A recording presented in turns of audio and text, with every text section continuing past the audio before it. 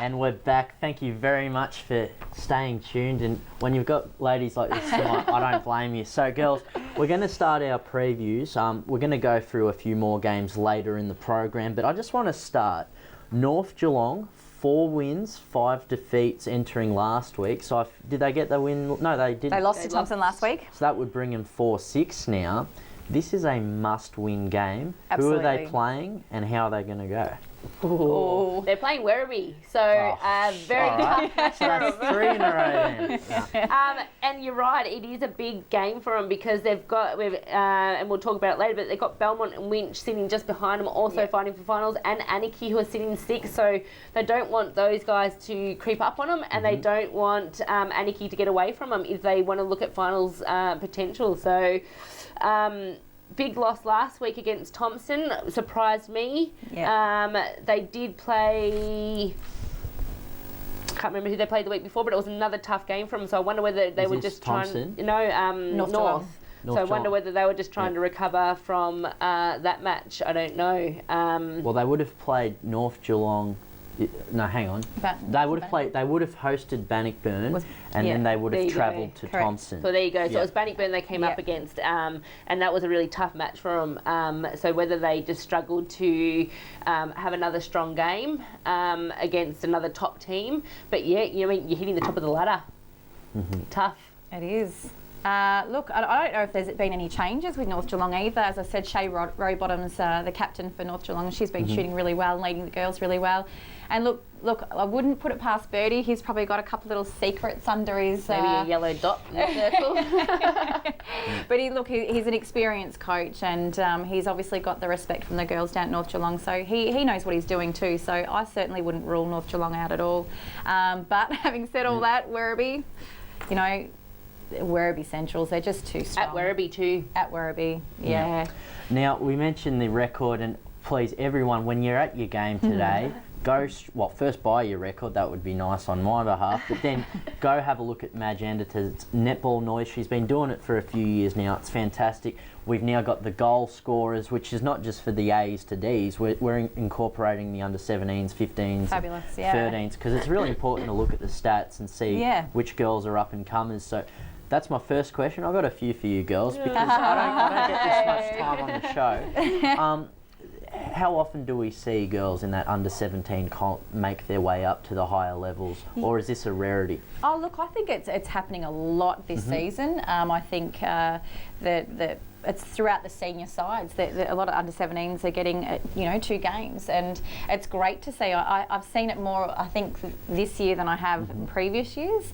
I think it's brilliant that they can play 2 games and give them that opportunity to play it as well. Yeah, I think it's really important if the club can accommodate it, because sometimes it is a big step from the under-17s to C, D, B or A sort of thing. So and there will be girls that may not make the cut, just because of the standard of certain clubs and so forth.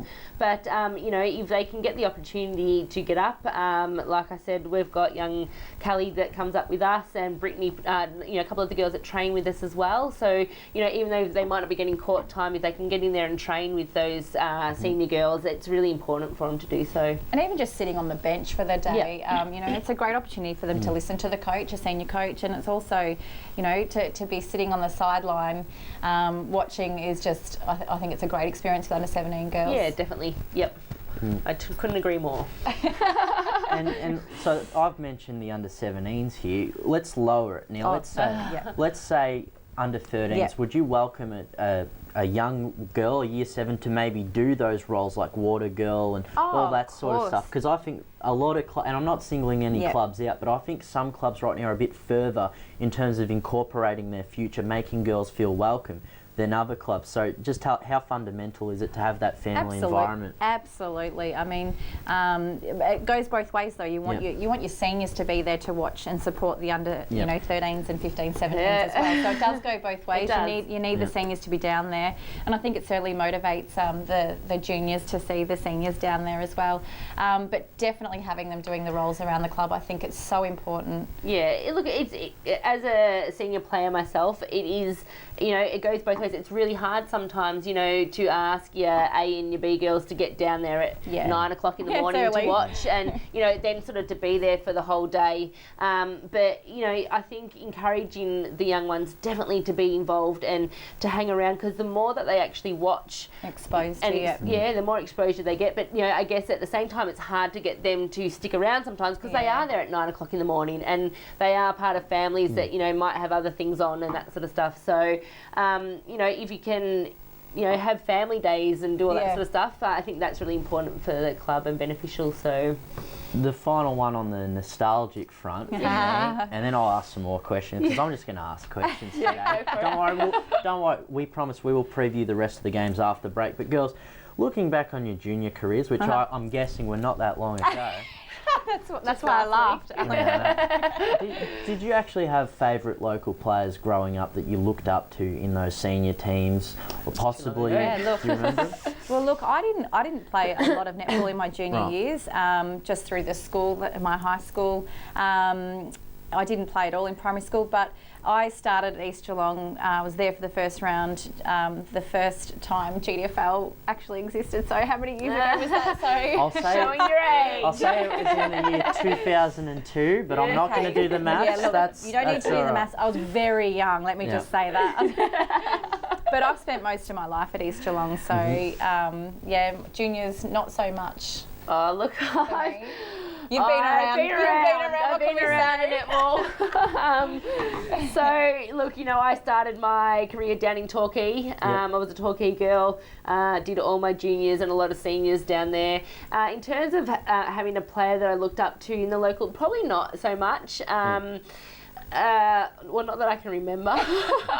You know, you were young then, you just played, like, you know, you just enjoyed it, and I guess you didn't, like, I mean, netball when I was a junior wasn't my life, or anything. It's a little bit different now, isn't it? You had a lot of different sports and activities going on, where now I think, it has changed. It's more of a segmented, like, you know, you play netball, you play netball. So.